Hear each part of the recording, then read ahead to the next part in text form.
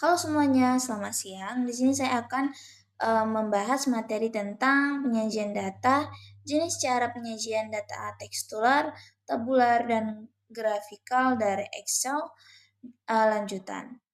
Perkenalkan, nama saya Bintang Nilus Tumorang dengan nomor NIM 1020225005. Yang pertama adalah histogram.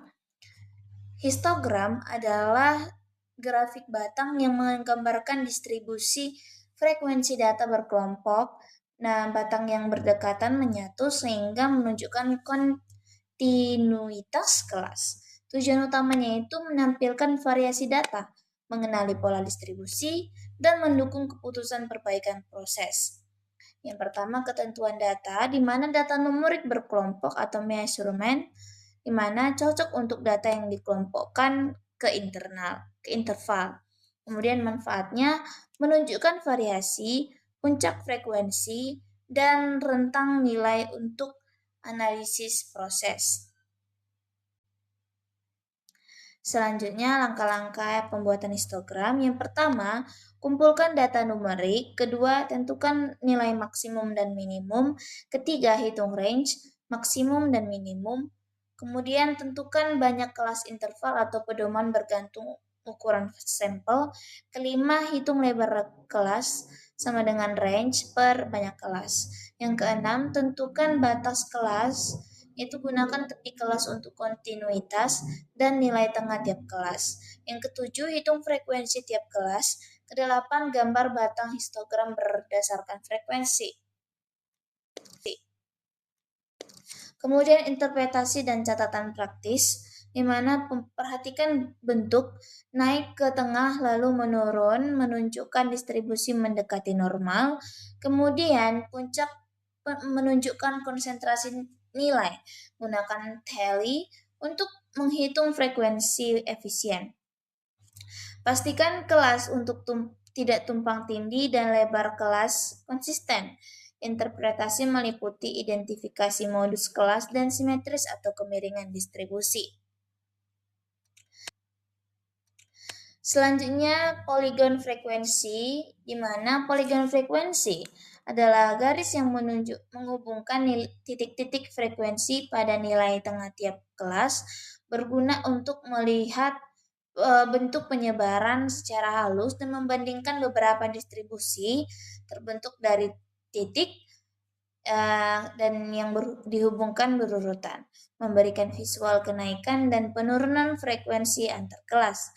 Kegunaannya itu menunjukkan tren penyebaran frekuensi dan kemudahan pembacaan puncak serta pola simetris.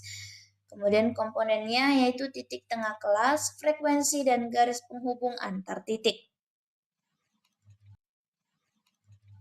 Kemudian langkah pembuatannya, yang pertama itu hitung titik tengah tiap kelas sama dengan batas bawah tambah batas atas per 2 sama dengan kemudian yang kedua yaitu susun tabel, interval, frekuensi, dan titik tengah.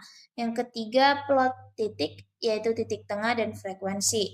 Yang keempat hubungkan titik secara berurutan untuk membentuk poligon. Yang kelima analisis puncak dan bentuk distribusi. Selanjutnya, OGIF yaitu kurva frekuensi kumulatif, di mana OGIF menampilkan frekuensi kumulatif berkelompok, yaitu ada dua jenis, yaitu kurang dari, di mana kumulatif dari awal ke kanan naik ke kanan, dan lebih dari, di mana kumulatif dari akhir ke kiri turun ke kanan. Unsur pentingnya, kemudian interval kelas, frekuensi kumulatif, dan tepi kelas, yaitu agar grafik kontinu. Selanjutnya langkah dan penggunaan untuk median. Langkah membuat OGIF yang pertama, hitung frekuensi kumulatif tiap kelas, tentukan tepi atas atau tepi bawah kelas yang biasanya lebih dari 0,5 untuk kelas berdasar integer, plot atau tepi atas atau FK untuk kurang dari. OGIF berguna untuk menentukan median pada data berkelompok menggunakan posisi N/2, dan interpolasi dalam kelas median berdasarkan rumus median berkelompok. Selanjutnya piktogram dan diagram garis. Piktogram menyajikan data dengan simbol atau gambar konsisten, cocok untuk audiens umum atau pengajaran karena visualnya komunikatif. Syarat penting konsistensi simbol dan representasi nilai per simbol, di mana diagram garis juga digunakan untuk data runtut waktu, sumbu X sama dengan waktu, sumbu Y sama dengan nilai. Berguna untuk menampilkan tren, membandingkan seri waktu, mendeteksi anomali, dan memproyeksikan tren masa depan.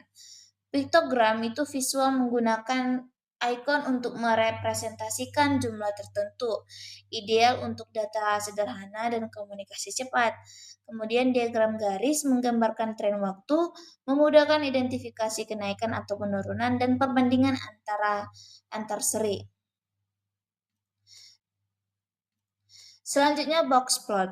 Box plot merangkum distribusi melalui 5 angka ringkas, minimum, kuartil bawah, median, kuartil 2, kuartil 3, dan maksimum.